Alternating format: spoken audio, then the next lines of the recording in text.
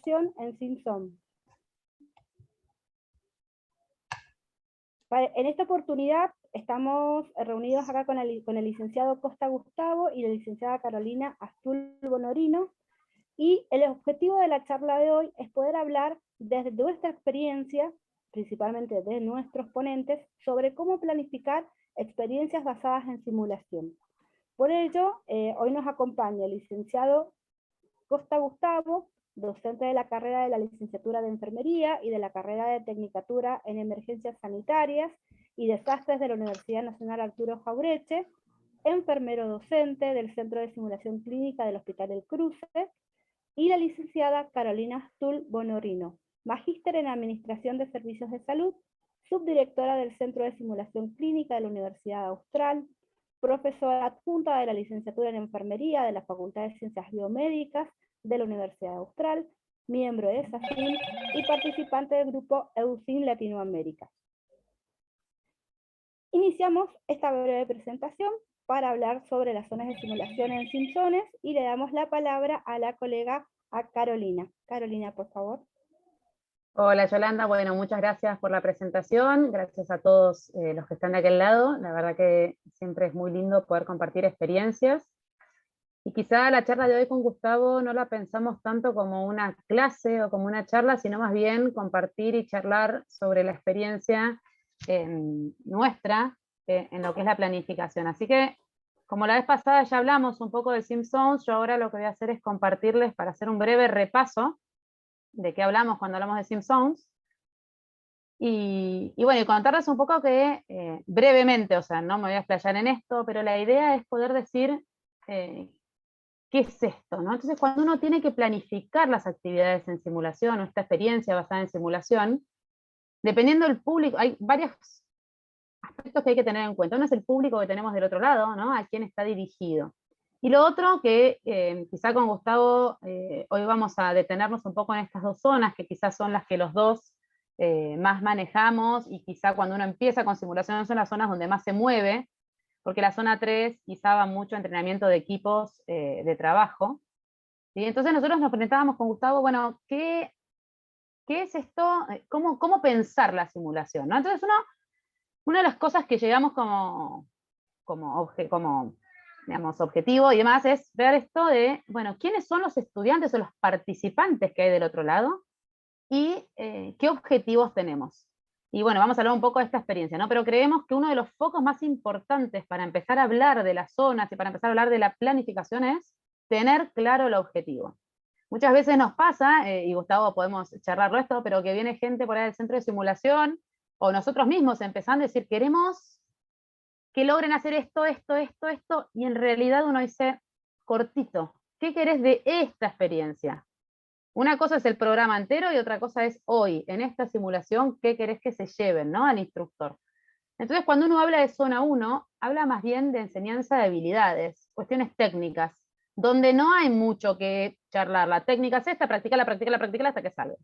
Y quizá cuando uno habla de zona 2 busca un poco más de otras cosas, interacción entre pares, uso de algoritmos, aplicación de algoritmos, toma de decisiones, ¿sí? Tenemos un poco más de habilidades blandas, no técnicas, RM, lo podemos llamar como querramos, pero digamos son más manejo de situaciones. Entonces, zona 1 generalmente nos referimos a la enseñanza de habilidades, propiamente dicha, y zona 2 pueden ser estas habilidades contextualizadas, manejo de situaciones críticas, aplicación de algoritmos, toma de decisiones, comunicación en el equipo.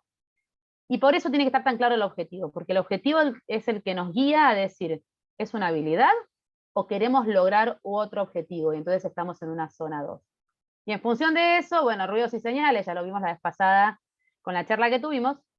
Y otro punto importante cuando uno planifica es decir, yo tengo el objetivo que apliquen el algoritmo de RCP, ¿no? Que como equipo puedan trabajar en RCP.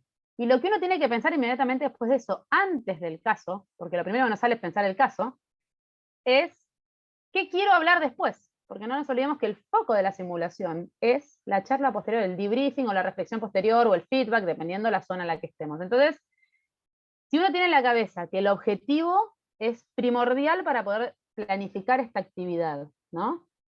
Que después de eso tengo que pensar qué le voy a decir o de qué vamos a hablar con el participante después, Una cosa es colocar la sonda vesical y le voy a decir, ojo, contaminaste, fíjate que no manejas bien la técnica estéril, o comunicación en el equipo, ¿de qué queremos hablar? Bueno, eso tiene mucho que ver con esta debriefing o feedback, ¿sí? Y que de esto ahora les va a contar un poquito Gustavo. Pero la idea era introducir o repasar que hoy vamos a hablar de estas dos zonas y vamos a poner, Gustavo y yo, el foco en los objetivos y en qué hablamos después. Así que, Gustavo, todos tuyos, dejo de compartir, así podés compartir vos.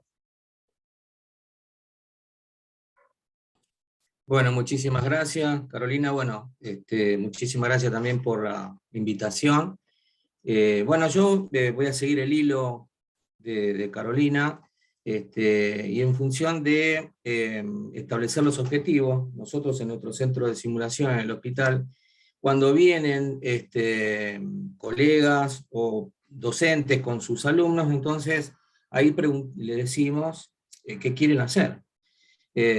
Y es fundamental, como dijo Carolina, tener en cuenta los objetivos de aprendizaje.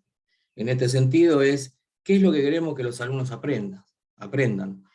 Entonces, teniendo en cuenta el objetivo, hay que ver si son estudiantes o son colegas en ejercicio. Podemos pensar en si es un taller de habilidades, ¿sí?, en zona 1, o un taller, digamos ya no procedimental, sino de algoritmo, como lo dijo Carolina. Entonces, yo me pongo a pensar en los objetivos de aprendizaje en zona 1, taller de habilidades. Entonces también puedo pensar en el diseño, ¿no? En el diseño de escenario, es decir, también tengo que tener en cuenta que gracias a ese objetivo de aprendizaje yo puedo ir seleccionando los tipos de simuladores, de qué manera lo voy a hacer, y justamente si es un tipo de habilidades, como dijo Carolina, o hacer la técnica de colocación de sonda nasogástrica o sonda vesical, es simplemente la técnica propiamente dicha. Nosotros habitualmente nos acompañamos de una herramienta de evaluación formativa, que es la lista de cotejo, en donde hacemos la serie de pasos, ¿sí?, y nosotros hacemos que realicen el procedimiento y después le hacemos una devolución, ¿sí?, una retroalimentación como el feedback. El feedback lo que tiene es que nosotros hacemos la devolución justamente para tratar de corregir la acción. Y eso, ahí voy a compartir pantalla, me permiten. Y cuando hablamos, ¿sí?, de cómo aprende el alumno, en este caso, hablamos de aprendizaje de bucle simple. Implica la adquisición y el dominio de habilidades conocidas, y el mecanismo de aprendizaje y la transferencia de conocimientos procedimentales. Cuando estamos hablando de habilidades técnicas propiamente dichas, cuando nosotros le hacemos la retroalimentación o feedback técnico, el alumno va a recibir esa información justamente para cambiar la acción. Esto hace que la acción conduzca a un resultado, y con la corrección que hacemos nosotros, los instructores, los docentes, pueden corregir esa acción.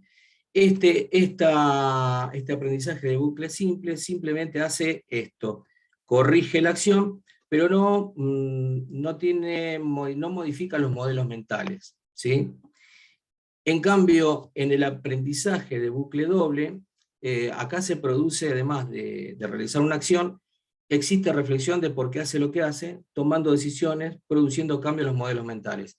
Acá ya estamos hablando de zona 3, ¿sí?, más o menos 2-3, pero más tirando a 3, y justamente en el caso del bucle doble requiere experiencia, información previa para replantear propios convencimientos y presunciones. O sea, acá ya no entra ya el feedback, sino entraría el debriefing. ¿Ya?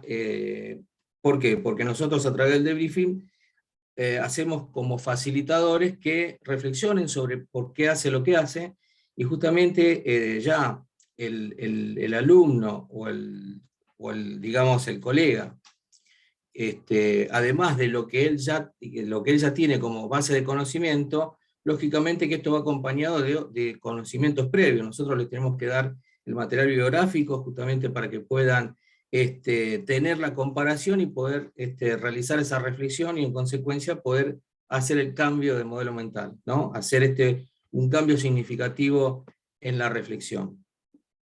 Bien, en este caso yo voy a dejar de compartir y, por ejemplo, en zona 2 nosotros habitualmente hacemos una práctica que es práctica liberada de ciclo rápido, que después les voy a mostrar cómo se hace, justamente utilizando feedback y micro debriefing. Se puede utilizar las dos instancias en esta práctica. Bueno, Caro, te paso, no sé qué vos querés Sí, agregar. no, yo seguía tu hilo, Gustavo, y creo, así como lo estuvimos preparando, ¿no? Pero qué importante esto que decías de que generalmente, digamos, yo te escuchaba y decía, bueno, cuando uno enseña una habilidad, más allá que sea un profesional o que sea, por ahí yo trabajo más con alumnos de grado, o sea, con estudiantes y vos más con profesionales, ¿no? Pero creo que en todo se aplica. Uno por ahí tiene vicios de una técnica, pero no tiene que ver tanto con el modelo mental, sino con la habilidad técnica lograda. Si uno no aprendió bien a manejarse en un campo estéril, quizás si me lo marcan y me frenan y yo lo veo, probablemente lo corrija, pero no hay tanto que trabajar desde el modelo mental. Creo que cuando uno habla y te seguía tu hilo, entonces vamos bien a una zona 1, ¿no? Como diciendo, bueno, es una habilidad, frená, mirá, te tocaste acá, contaminaste allá, ¿no?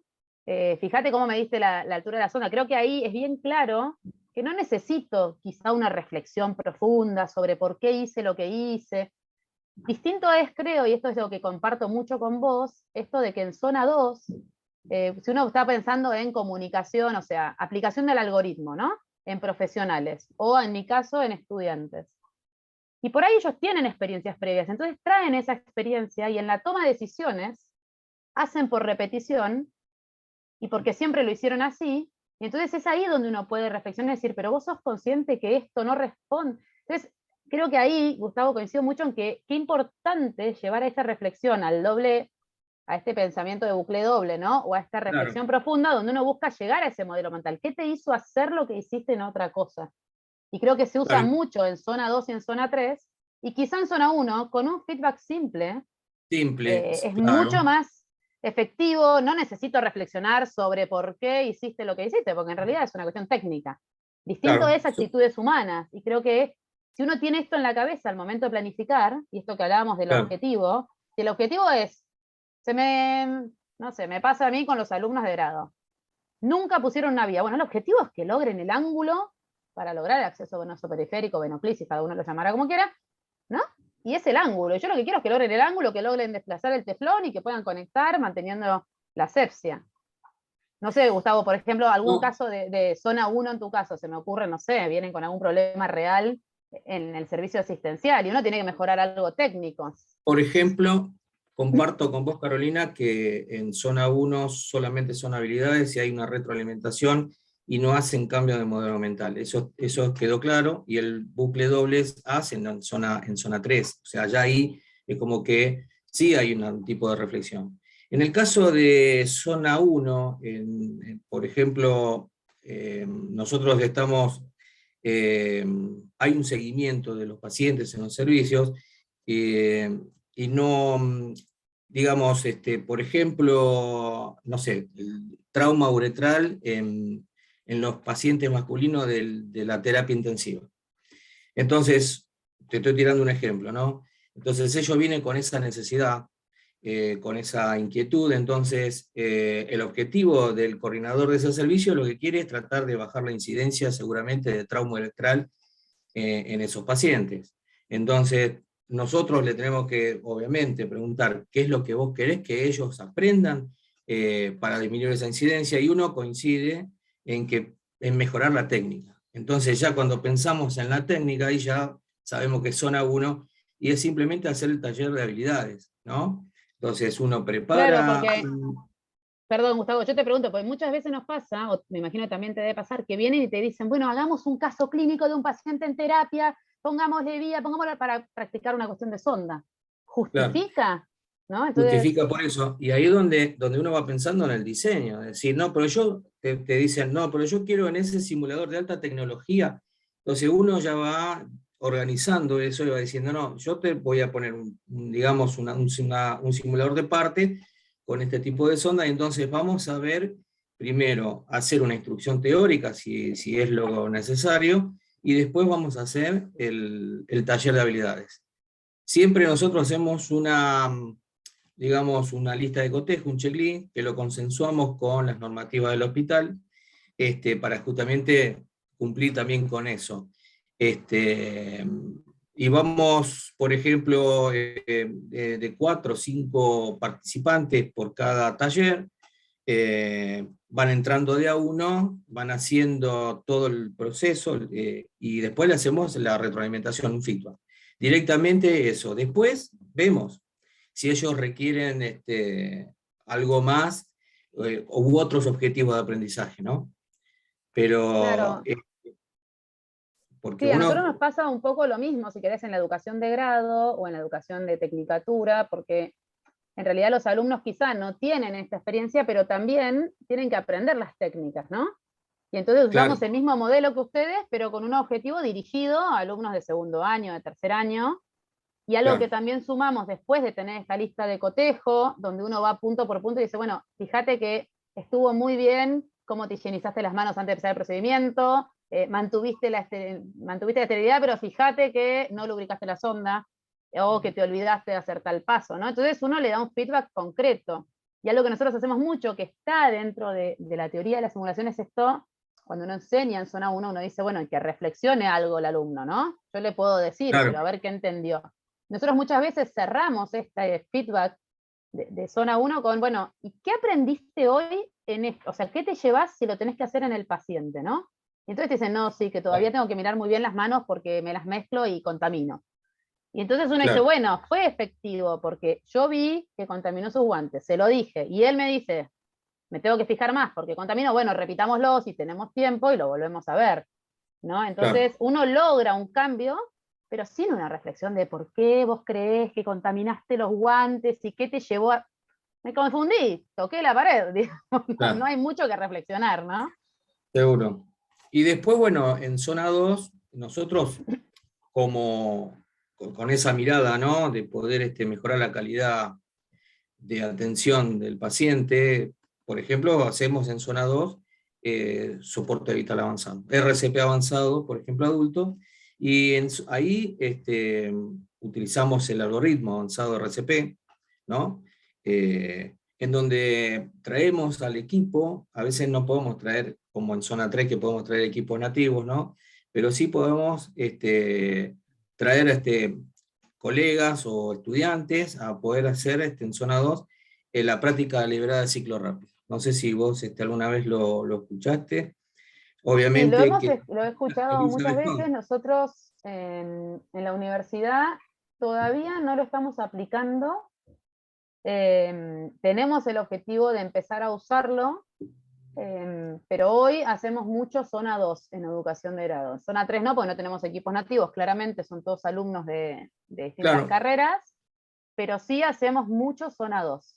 Y cuando decimos zona 2, tenemos objetivos, incluso habilidades no técnicas, ¿no? Como toma de decisiones, eh, alerta claro, situacional. O sea, uno puede trabajar habilidades no técnicas en zona 2, porque a claro, veces, en esto de las zonas, viste que muchas veces se confunde que solo en zona 3 se trabaja CRM. Y yo creo que en zona 2, aunque no sean equipos nativos, uno puede desarrollar estas habilidades, al menos en alumnos de grado nos funciona muy bien. claro. Nosotros lo hacemos en zona 2, a la práctica deliberada de ciclo rápido, en donde nosotros hacemos la pausa, ¿sí? Hacemos pausa y vamos complejizando, o sea, vamos haciendo la pausa, hacemos el feedback en ese momento, un micro debriefing inclusive se puede hacer, y vuelven a repetir y vuelven a repetir, y después vamos complejizando, ¿sí? La práctica deliberada del ciclo rápido significa que vos fraccionás, ¿sí? En ciclos todo el algoritmo. Entonces el equipo no solamente trabaja la habilidad técnica, sino también trabaja algún tipo de habilidades no técnicas, como la comunicación cerrada, ¿sí? Entonces, es lo que estamos haciendo nosotros en nuestro centro de simulación, y en realidad da muy buenos resultados. Porque Sí, yo he salen... leído mucho de eso, la verdad que nos interesa quizá en algún momento empezar a aplicarlo, y creo que es muy útil cuando ya hay quizá muchos modelos mentales digamos, yo me imagino en profesionales que ya tienen muchos, entre comillas, vicios o habilidades mal adquiridas, y uno tiene que frenar y decir, retrocedamos, vamos de vuelta, ¿no? Me parece que es muy útil. Quizá en nuestra realidad universitaria, no quiero decir que no se pueda, pero quizá no tienen tantos, entre comillas, vicios, ¿sí? de la práctica habitual, porque todavía en los alumnos de primero o segundo año no trabajan en su mayoría, o están, pero digamos, no tienen la contaminación propia del sistema de salud, por decirlo de alguna manera, ¿no? Entonces, Claro. creo que es muy útil, y coincido con vos, ¿no? Esto del ciclo rápido, creo que es algo que está descrito y que es muy bueno como estrategia. Y se utiliza con algoritmos, o con Claro, protocolos. ¿Sí? En este caso se utiliza en la RCP, lo estamos usando en eso. claro. Nosotros para todo lo que es aplicación de protocolos, lo que hacemos mucho, qué sé yo, en alumnos de cuarto, quinto año, que ya trabajan con paciente crítico, buscamos el protocolo, diseñamos un escenario y decimos, bueno, queremos que aplique el protocolo y aparte alguna habilidad no Claro, técnica. Por ejemplo, no esto tengo. de expresar su pensamiento. Entonces le ponemos en el diseño del escenario, puede haber un médico real o le ponemos un alumno coacheado como médico para que sea nuestro actor ahí adentro. Claro, Y pensamos el objetivo, ¿no? No sé, queremos que le diga algo. Entonces, incluso nos hemos divertido después, ¿no? Mirándolo, porque uno ve que los alumnos muchas veces no se animan a decir lo que piensan y tienen un médico que los dirige y ellos callan, y entonces claro, después es muy rico, porque el objetivo era, ¿qué capacidad? O sea, el objetivo era esto de speak up o expresar lo que uno piensa, ¿no? Expresar claro, verbalmente lo que uno piensa de la situación. Y claro, cuando uno reflexiona después en el debriefing, el mismo alumno te dice, es que me bloqueé, yo confío en el médico, yo lo sabía y me dio bronca no poder decirlo, ¿no? Y esto uno lo ve en alumnos de grado. Entonces, qué claro, interesante desde esta instancia de la formación básica poder trabajar estas habilidades de comunicación y este rol profesional, porque la verdad que va mucho en el rol profesional, y si uno lo forma ujú, desde temprano, a lo largo de la carrera, probablemente en la vida profesional tengan otras herramientas para trabajar en un equipo, ¿no? claro. Y Qué volviendo a importante los objetivos, es lo claro, que ustedes están marcando recién acá, porque nos están escribiendo en el chat, esto de que ustedes hablan de los objetivos a la hora de la planificación en simulación, pensando a dónde vamos a apuntar y a qué zonas vamos a apuntar. Ahí compartirles alguna inquietud que nos están escribiendo en el chat, si ustedes quieren aclararlo o poder explicar. Por ejemplo, Raquel nos refiere que desconocía que existan las diferentes zonas en simulación, y refiere qué grado de inmersión debieran tener con el estudiante. No sé, Gustavo, si querés que empiece yo, o bueno, si querés contestar vos, no, digamos. no escuché bien, perdón. Por eso, Raquel nos pregunta, con esto de las zonas, ¿qué grado de inmersión debemos tener con el estudiante? Y yo creo que acá vamos a volver a lo mismo que ya hemos hablado. Lo Sí, importante es el objetivo. La inmersión o la relación o el rol docente o del instructor va a ir de la mano del objetivo. En una zona 1, el instructor está al lado, corrigiendo la técnica. En una zona 2, el instructor puede estar adentro o afuera del escenario, y en el ciclo rápido, como decía Gustavo, el instructor está ahí y frena, claro. reflexiona y vuelve a empezar. Y corre hasta el punto donde hay otra cosa que charlar, frena, reflexiona y vuelve a empezar. Entonces, no sé bien a qué te referís con el grado de inmersión, pero tiene que ver con Bien, el conocimiento previo del estudiante y cómo bien. el instructor o facilitador va a acompañar ese proceso, de cerca o de lejos. En zona 1 es bien cerca, no caben dudas. En zona 2 uno se va alejando En y puede zona estar 2 totalmente también. afuera, puede estar cerca o puede estar fuera del escenario en Sí, zona 2. Y en zona sí, 3, sin duda que es afuera. Entonces, va a depender siempre, siempre del objetivo. Y de qué reflexión queremos hacer después. Van de la mano. No sé, sí. Raquel, si contesto la pregunta. Yo lo que puedo agregar a lo que vos decís, Carolina, es que los objetivos tienen que ser bien claros, tienen que ser medibles, alcanzables, no tienen que ser muchos objetivos. El instructor se tiene que plantear 2 o 3 objetivos en donde al finalizar el taller se pueda lograr. Eso es muy importante. Si nosotros no tenemos claros los objetivos, no vamos a poder hacer el diseño de escenario.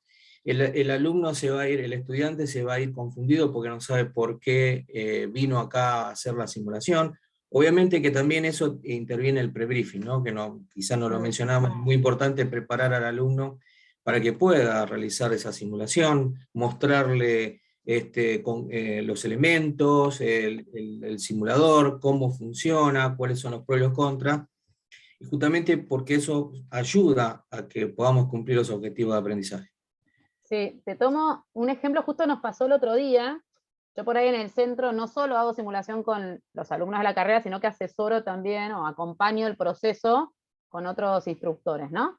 Y el otro día fue muy gracioso porque estaba por hacer una RCP neonatal, lo cuento como ejemplo, me parece que es bien gráfico. Y decía que el objetivo era aplicar el algoritmo de RCP neonatal de la Sociedad Argentina de Pediatría, y en los objetivos no técnicos, habilidades blandas, digamos, era distribuir tareas, porque es una de las nuevas cosas que se metió en la RCP neonatal. Yo hago pediatría, pero bueno, entiendo más o menos, creo que RCP entendemos todos, ¿no? Y cuando empiezo a leer toda la planificación, había un padre, ¿no? Actor, padre, que va a preguntar todo el tiempo cómo está su bebé. Entonces lo agarro al instructor y digo, ¿para qué queremos el padre acá? Bueno, porque a ver si lo contienen, pero es tu objetivo, no te olvides que después vas a tener que hablar de eso que hizo. Y a veces le queremos meter tanta sal y tanta pimienta que la embarramos.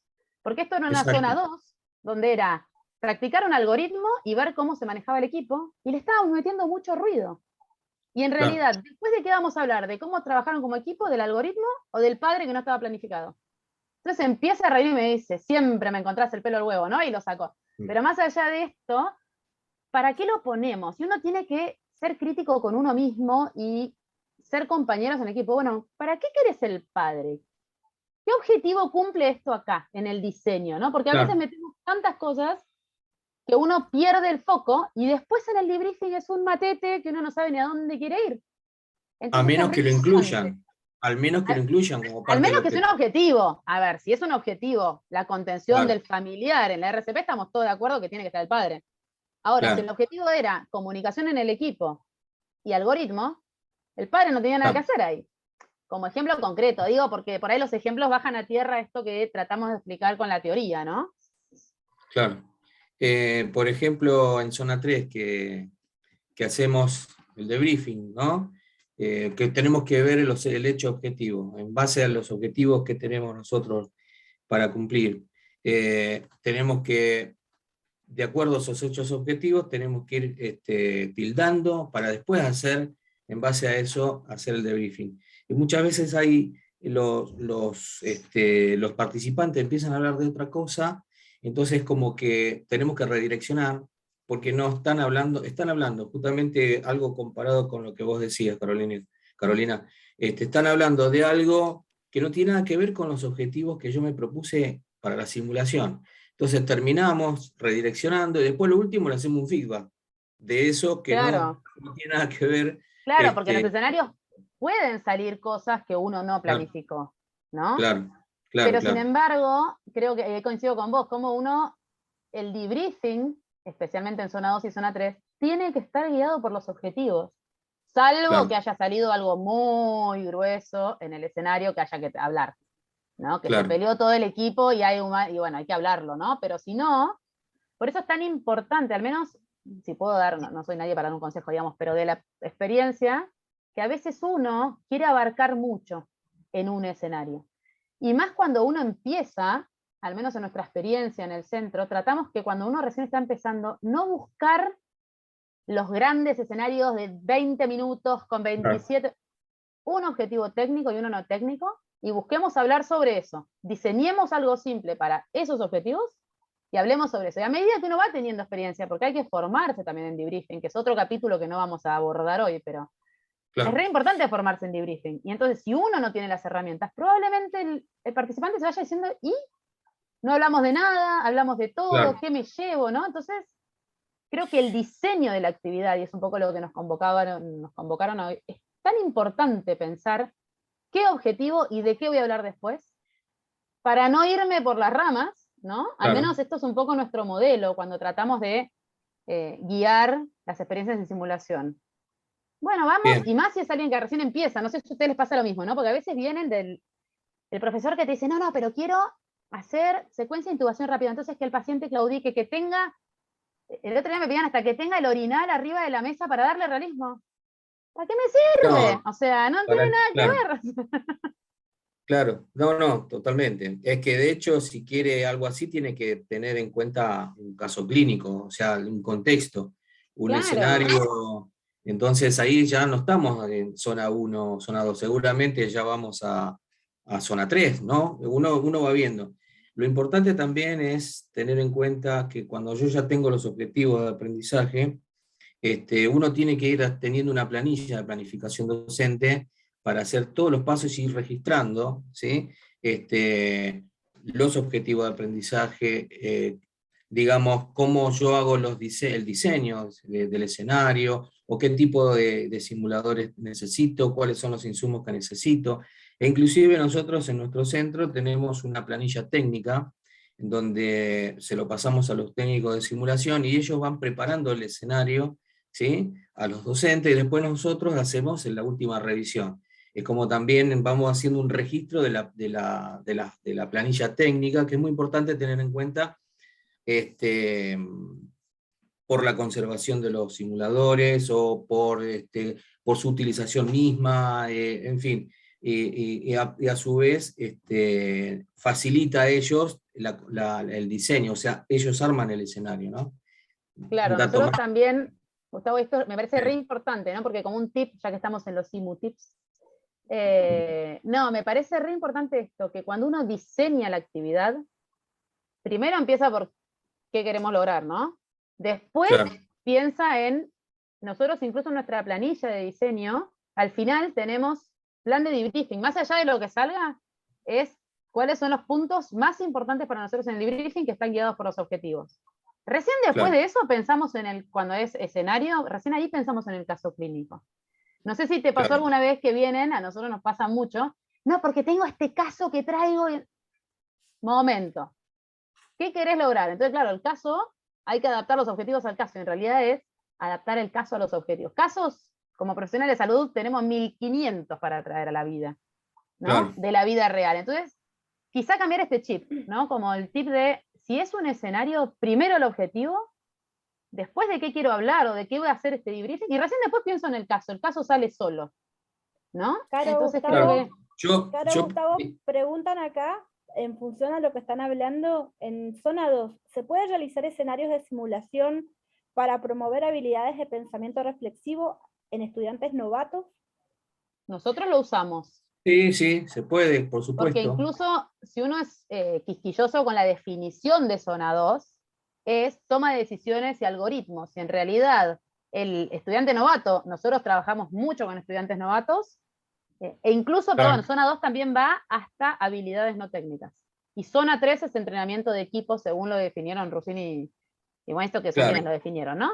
Entonces, nosotros trabajamos en participantes de estudiantes de grado, de primero o quinto año de la licenciatura en enfermería, trabajamos con zona 2. sí, sí, Porque zona 3 tendría que ser equipo nativo y no lo tenemos porque son no lo estudiantes. Entonces, tenemos. Claro, nosotros trabajamos muchos escenarios en zona 2 con objetivos cortos. Por ejemplo, esto que te contaba recién, Jolie, nosotros tenemos escenarios, pongo un ejemplo concreto, no sé, manejo del paciente pediátrico con shock séptico que ingresa a la guardia, ¿no? Entonces, se dio la teoría del shock séptico y del algoritmo inicial, que es 5 pasos en la primera hora. Uno diseña un escenario para esto, y dentro de esto está el objetivo de dar aviso, porque es uno de los puntos del algoritmo, ¿no? El enfermero lo detecta y da aviso. Y entonces sí, trabajamos esa habilidad y es comunicación, es dar aviso, es priorización, es toma de decisiones clínicas, ¿no? Y uno lo diseña y dice, bueno, y en el debriefing vamos a hablar de cómo tomó las decisiones, porque era un objetivo. claro, O dio aviso, bueno, en el debriefing vamos a hablar por qué dio aviso, cómo dio ese aviso, si está conforme con cómo dio el aviso o la alerta temprana, ¿no? Y esto tiene que ver con la toma de decisiones y el juicio clínico. sí, yo también, Carolina, nosotros hacemos simulaciones en zona 2, así también con habilidades no técnicas, también con algoritmos, ¿sí?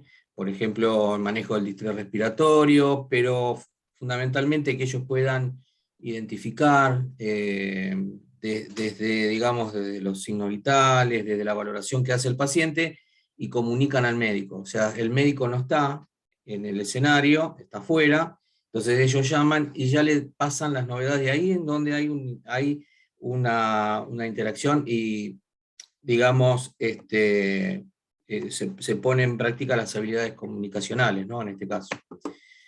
Así que sí se puede, Yolanda. Sí, sí, totalmente. Bueno, Bien. no, es muy interesante lo que ustedes dicen, pensando que en la zona 2, con la cantidad de estudiantes que están en estos momentos haciendo prácticamente sus prácticas profesionalizantes en simulación clínica, por este recorte de ingreso que tenemos también a los hospitales, ¿no? Pensamos como docentes cómo podemos fortalecer estas prácticas, que quizá en el ámbito clínico hay cosas que no las podemos tener tan controladas como si lo estuviéramos en los escenarios de simulación, en las cuales nosotros específicamente podemos evaluar y podemos acompañar el proceso de aprendizaje en la toma de decisión, que no siempre lo logramos Claro. en el ámbito clínico. Sí, incluso... Sabemos, perdón, no, sabemos No, Gustavo. que las prácticas profesionalizantes, la simulación no reemplaza las prácticas profesionalizantes, pero sí, por supuesto, da seguridad al alumno en cuanto antes de ir a las prácticas profesionalizantes. Cuando yo hablo de prácticas profesionalizantes me refiero a ir al hospital, ¿no? Entonces, la simulación es un ambiente seguro y controlado, en donde prevalece la seguridad del paciente, lógicamente también la seguridad psicológica de los alumnos en este caso, porque no produce ningún tipo de daño. Y estoy totalmente de acuerdo en que todos los alumnos o los estudiantes tienen que pasar previamente por simulación, justamente para ir mejorando no solamente el conocimiento, sino las habilidades, destrezas y actitudes, para cuando vaya a la realidad, ¿sí? Lo pueda hacer de manera más segura y eficiente y mejorar la calidad del cuidado de nuestros pacientes, ¿no? Sí, y ahí, por ahí también yendo un poco a lo que preguntaba Yoli, y coincido con Gustavo, hay evidencia, no argentina claramente, que se ha reemplazado práctica profesional o profesionalizante con simulación. Pero para esto la simulación tiene que ser de calidad, ¿no? Claramente, y tiene que Claro. responder a ciertos estándares. Sin embargo, al menos en nuestra experiencia, y no tengo acá datos estadísticamente significativos porque todavía, o sea, si bien tengo los análisis de las encuestas que les hacemos a los alumnos nuestros cada vez que participan de la simulación, puedo decir globalmente, y no es un dato estadístico, simplemente es una percepción mía, porque soy la que hace el análisis de las encuestas, ¿sí? Y no tengo acá los resultados porque no era objetivo para esta charla, pero sí puedo decir que en el feedback de los alumnos, porque ellos nos hacen feedback a nosotros de la experiencia en simulación, ellos dicen que hay cosas, por ejemplo, todo lo que es habilidades de comunicación o toma de decisiones, que les es muy difícil en la práctica del hospital hacerla porque siempre están acompañados. Y entonces no se exponen a tomar decisiones porque hay un enfermero a cargo que toma las decisiones. Y ellos nos dicen, yo acá me veo en el rol profesional y me cuesta tomar decisión, porque es muy fácil ir al lado de otro que me diga lo que tengo que hacer o que yo sé que él es el responsable. Acá, por más que sea simulación, ¿no? ¿Cómo comunicarle al padre? Bueno, yo justo estoy en pediatría, ¿no? Pero ¿cómo comunicarle al familiar? ¿Cómo comunicarse con el paciente? ¿Cómo avisarle al médico? Incluso cuando están en el hospital, al menos en el ámbito cada vez con más limitaciones a las prácticas en hospital, no son ellos los que hacen eso. Son los enfermeros a cargo la mayoría de las veces. Entonces, quizá de alguna manera, al usar la zona 2 para que ellos se expongan a esta toma de decisiones o a esta comunicación entre pares, o a tener que tomar la decisión de llamar al médico, o a tener que decirle al familiar, espéreme que ahora vuelvo, en la vida real, cuando ellos, al menos en nuestra experiencia, cuando van a los hospitales, no son ellos los que comunican esto, porque siempre hay un enfermero a cargo. Entonces quizá hasta es un desafío que y ellos mismos nos dicen, bueno, qué bueno que lo podamos practicar, porque y estoy hablando de alumnos de quinto año, que ya es licenciatura, quinto año, dicen, es la primera vez que me siento que puedo verme expuesto a esta realidad, porque siempre estoy acompañado por alguien, ¿no? Entonces creo que hay que empezar a escuchar estas cosas, al menos a nosotros nos hizo pensar mucho, porque antes usábamos zona 2 solo en cuarto y quinto año. Y con esto dijimos, tenemos que empezar desde primero. Hasta Claro. si decide ponerse el aislamiento de contacto, que es lo que le puedes dar en primer año, digamos, no le puedes dar mucho más. Yo Pero creo que hasta... la entrevista, digamos, y uno dice, Sí. wow, tenemos, para mí, oro en polvo y tenemos que empezar o un diamante en bruto y tenemos que empezar a pulirlo con la simulación. Creo que hay mucho por explotar. Sí, yo coincido totalmente, Carolina, porque con la simulación uno puede, como decís vos, puede aprender todo tipo de habilidades, obviamente comunicacionales, pero estaría bueno desde el inicio, del primer año, ¿no? Empiece de manera consecutiva, pasando de año a año, de asignatura en asignatura, pero me parece muy, muy importante lo que decís, porque tenemos que hacer el cambio, ¿no? Y por qué no hacerlo desde nosotros, desde nuestra postura y de nuestra convicción como instructores, como docentes, ¿no? Sí, Me y creo parece... que eso, Gustavo, Sí, sería excelente y es algo que al menos en nuestra universidad estamos tratando de hacer. Tenemos la simulación desde hace mucho en la carrera nuestra, pero no es transversal y progresiva. Quizá cada año hace lo que compete a su materia, o a su asignatura, o a su claro, malla curricular, ¿no? Según como cada uno tenga el plan de estudios. Pero creo que sería muy interesante, y acá viene todo lo que es la inserción curricular de la simulación, y esto es parte del diseño. Si uno mira los estándares del INALS, en el diseño, o en el sí, estándar de diseño, habla mucho de la inserción curricular y de la planificación de la simulación a lo largo de las currículas. sí, Y sí, creo que esto sí. es un Sí. desafío enorme, porque es un cambio de mentalidad y de estructuras de educación que tenemos, ¿no? No, Yo en creo que esto que vamos vos camino a decías, eso. en esto por ahí pensando, ¿no?, en lo que ustedes están diciendo, en esto de incorporar simulación clínica desde primer año, y de que esta además se pudiera hacer quizá de manera paulatina y segmentada en función a la gradualidad del proceso de aprendizaje que tienen nuestros estudiantes. Eso me parece como un aporte muy interesante el que hacen, y que pueden fortalecer a lo que se refiere a lo que es la planificación curricular.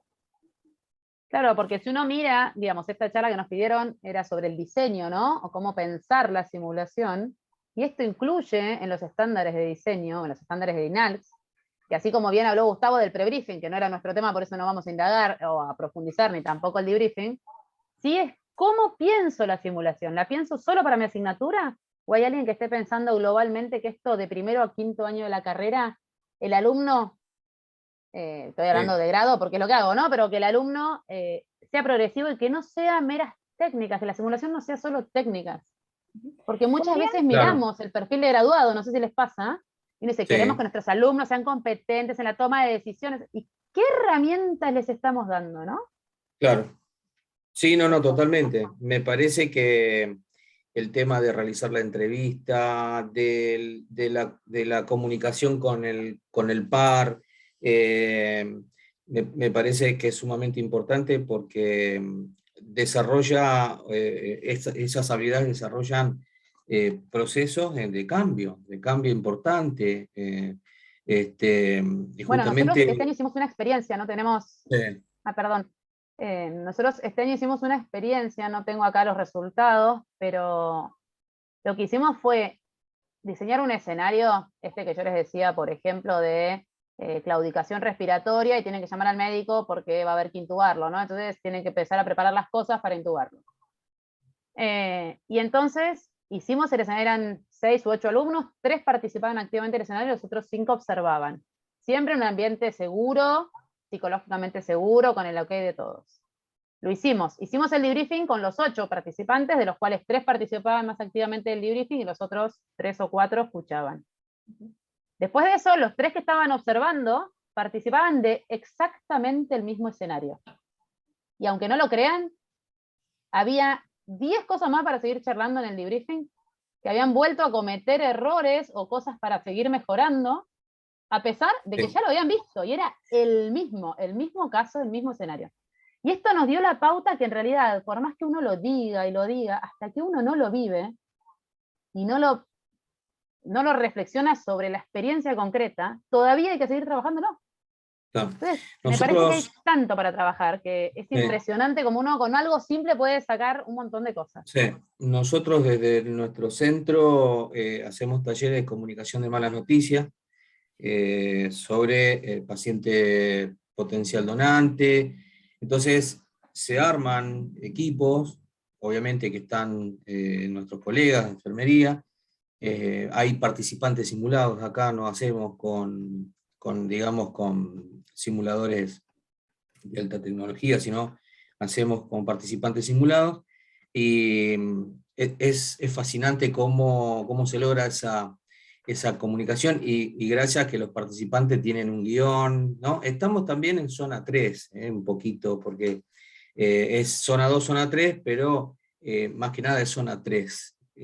Pero ya empezamos a trabajar sobre esas habilidades comunicacionales dentro de ese escenario, y me parece que o sea, es muy, muy nutritivo, muy importante, porque todos salen totalmente sorprendidos de que en un ambiente simulado, con alto realismo, ¿no? Salen como si estuvieran en la realidad misma. Me parece fascinante eso, ¿no? Sí, yo creo que tenemos una herramienta que quizá no nos damos cuenta todavía, porque creo que en Argentina, si bien hace años que hay simulación, cada vez somos más los que hacemos simulación. Antes quizá eran, y hoy era menos gente, y hoy en enfermería especialmente, creo que en casi todas las carreras de enfermería, desde hace años que usamos un simulador para aprender una punción o este tipo de cosas, ¿no? Pero creo que hoy tenemos esta herramienta desde las escuelas de enfermería y desde la formación continua de enfermería, de que sea una simulación de calidad y no tenerle miedo. Quizás si tengo que dar un tip es, no le tengan miedo, hagan escenarios. Les puedo asegurar que lo que sale en los debriefings, si uno planificó un objetivo chiquito y va a hablar de eso, los estudiantes lo agradecen de una manera y se llevan un aprendizaje significativo. Es impresionante. Así que, nada, los invitamos a que se animen a hacer escenarios, Sí. aunque sean simples, no le tengan miedo. Y Muy las bien, herramientas que nosotros les podemos brindar, porque Carolina dijo una palabra muy importante, calidad, ¿no? Es cómo diseñar el escenario, y a su vez cómo validarlo, cómo hacer, digamos, la puesta en marcha, ¿no? O sea, la prueba piloto primero, ver cómo sale, porque nosotros como instructores tenemos que tener la responsabilidad de que los talleres de simulación tengan que salir con alta calidad. Entonces, eso hace que los estudiantes aprendan, y digamos, mucho mejor, como aquellos que cuando no hacemos la prueba piloto, por ejemplo, el tema de la calidad en los talleres es sumamente importante, no tiene que faltar nada, tiene que estar todo, explicarle en detalle lo que se va a hacer. Eso yo creo que hace la calidad al docente, ¿no? En simulación. Es muy importante eso. muy bien. Sí, la verdad que es re interesante todo lo que se viene charlando y conversando. Esperemos que los que nos están escuchando se puedan llevar estos simutips, todos los colegas que se han conectado a nuestra red. Y no sé ustedes si quieren como última reflexión decir quizá dos palabras que nuestros participantes tienen que recordar o llevarse a partir de este taller. Bien, yo lo que puedo decir es que es importante ver los objetivos de aprendizaje. Los objetivos tienen que ser claros, medibles, no tienen que ser demasiados, porque tienen, y en función de esos objetivos, tenemos que hacer el diseño, ¿sí? Recuerden que el objetivo nos va a decir en qué zona vamos a estar, ¿sí? Si el objetivo es habilidad técnica, vamos a estar en zona 1, ¿no? Y si tenemos que estar ya con un trabajo, digamos, con algoritmo y demás, podemos ir en zona 2, pero todo depende del objetivo de aprendizaje. Es muy importante tener en cuenta eso. Perfecto. Bueno, me robaste lo que iba a decir, Gustavo, no vale, ahora no tengo palabras. No, mentira. Siempre, es raro que me quede sin palabras, es un problema. No, decirles quizá algún tip es anímense, pongan un objetivo chiquito, anímense a hacer escenarios, pongan un objetivo chiquito, piensen qué quieren hablar después en el debriefing, porque va a ser un escenario, va a haber debriefing, y después piensen en el caso clínico.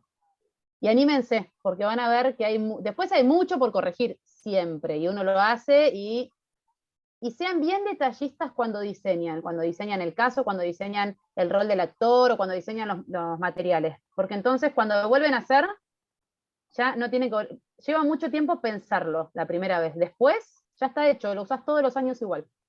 Así que me parece que es algo, tenemos una herramienta que vale oro en la mano, así que hay que aprovecharla. Ese es mi tip. Aprovechémoslo y no tengan miedo.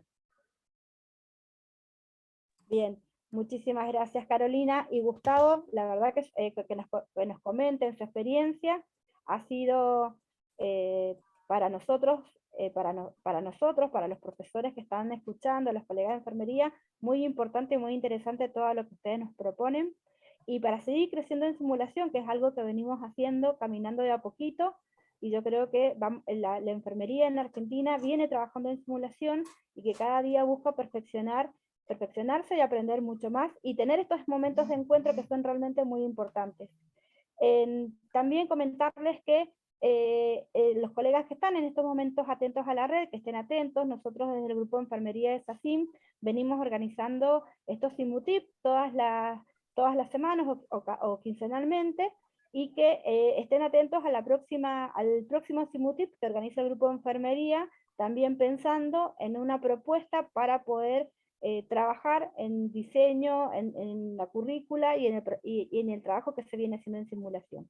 Así que agradecer su participación tan generosa para con todos nosotros que hemos estado escuchándolos, y bueno, agradecer a Carla Prudencio, que es la presidente de la Sociedad Argentina de Simulación Argentina, por la convocatoria y también por habernos invitado y haber sido parte de este grupo de enfermería, a Fernanda y a Maru, que han estado también colaborando para que todo esto pudiera salir y que cada uno de nosotros pueda estar presente hoy día.